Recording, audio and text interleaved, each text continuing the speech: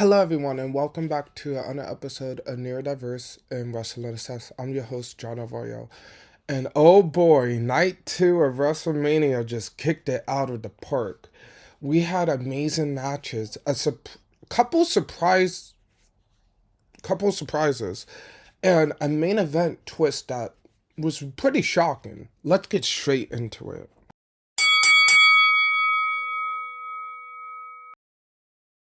We kick things off with night 2 with an absolute banger. Rhea Ripley versus IYO SKY versus Bianca Belair for the Women's World title. A triple threat match. But before we get to the match, the outfits were killing. IYO SKY came out giving ultimate party girl. Bianca Belair gave full Vegas showgirl energy. And Rhea Ripley came out as the Queen of Death herself. Golf realness, and it was amazing.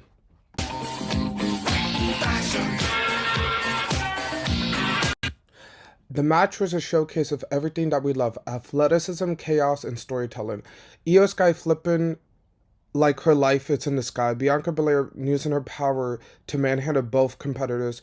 Rhea staying dominant, but always calculated in place. It was insane. Triple suplexes, a prism lock, a shooting star press, a frozen Rana, hair slaps, moonsault, and what? The finish, Bianca Belair goes for a KOD, Rhea Ripley breaks it up, only for IYO SKY to capitalize after Bianca Belair rips Rhea Ripley, hits her with the KOD, and IYO SKY moonsaults for the win. An absolute killer, and sets the tone for the whole match.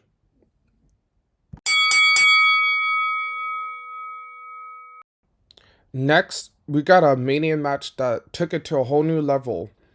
A street fight between Damian Priest and Drew McIntyre. Drew McIntyre came out from a character from Dune, given total badass. But then Damian Priest comes out, the heavy metal king, with flames and fury. The entrances were elite, but the match was chaos. We had steel steps, tables, chairs, all fair game. At one point, Drew suplexes Damian Priest on the ramp and then hits a claymore in the mid-chair toss. These two were going for war. Round one. One of my favorite parts as well was during halfway through the match, Drew McIntyre needed to take a selfie to gloat in Damian's face. Another favorite part of the match was Damian Priest going through both tables outside the ring. That was crazy. But at the end of the day, Drew gets a win in the match with a claymore kick. It was a heavy metal concert and wrestling combined, and I loved every second of it. The next match was AJ Styles versus Logan Paul, and these two had a really technical match. Crazy chain wrestling, crazy reversals, Logan Paul using his boxing skills, but AJ pulling out his brain buster. It got wild. Logan Paul hits a style class. He hits one on AJ, but then AJ counters it and hits the other one. But the big talking point of the match was Logan Paul brings out one of his guys and Karrion Kross takes him out.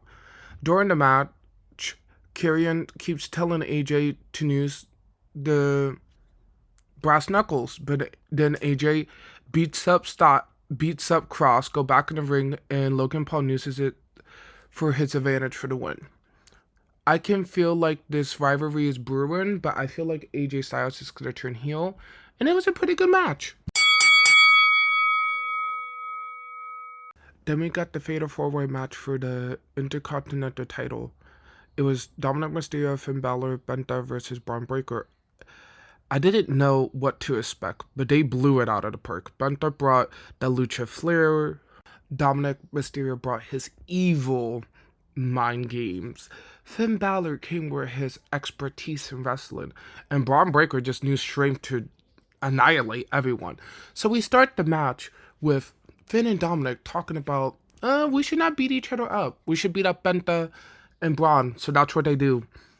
But Penta and Bron Breakker didn't have it. They beat him up. And we got some killer spots.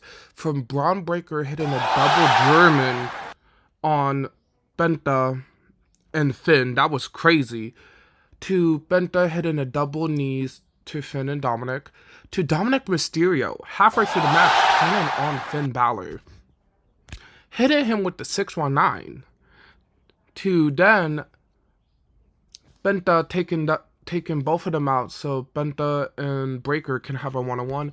But Carlito gets involved. But Carlito regrets it, because they both team up on Carlito and Breaker puts Carlito through the table. Back in the ring, Finn Balor was able to hit a coup de grace, but Dominik Mysterio attacks him and steals the win. Pretty much the Judgment Day is over, and I can't wait to see where this goes next. But this WrestleMania match was literally a 10 out of 10. Just pure magic. Then we get the Randy Orton Open Challenge, and boy was it just pure fun.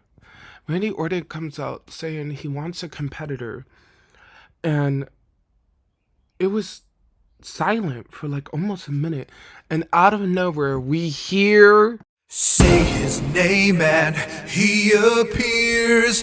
I believe in Joe Hendry. I believe in Joe Hendry. TNA champion Joe Hendry comes out, and everyone starts singing, I believe in Joe Hendry.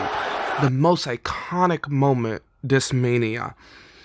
And the match was pretty killer. We had Joe Hendry go back and forth with Randy for a bit. Randy got the upper hand, but Joe Hendry tried to choke slam Randy. Randy wasn't playing that. So Randy hits a DDT, did an RKO for the win.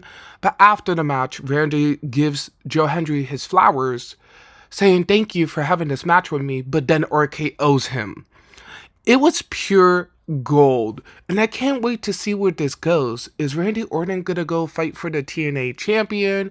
Is Joe Hendry in WWE now? I just can't wait. It was just ecstatic. Then we got the women's tag team title match. So earlier yesterday, Bayley was attacked. We don't know by who. Most likely Liv and Raquel. So Liv and Raquel comes out confident and bold. And then Lyra comes out giving full goddess. But Liv and Raquel wasn't scared because they're like, you don't have a tag partner. But Lyra had something up her sleeve. Nobody else but the man, Becky Lynch, shows up to get payback for Liv Morgan. And Liv Morgan said over the last year, I retired Becky Lynch. But Becky Lynch, she wasn't retired. Becky Lynch wanted payback. So the match starts with Becky Lynch putting Raquel Rodriguez in a chokehold, then tagging in Lyra. They did some pretty sick moves for Lyra to kick Raquel out the ring. But then on the top rope, Liv interferes, so Raquel and Liv can take control of most of the match, keeping Lyra in the corner, Liv Morgan with the Three Amigos, and then Raquel with a slam, only for twos.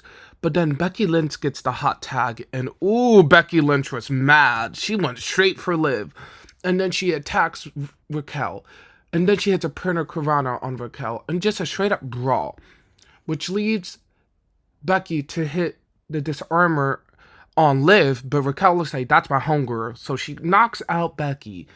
But Lyra got Becky back, attacking Raquel, and it was a brawl outside with distracted Liv, which made Becky Lynch hit the manhandle slam for the win. This match was so good.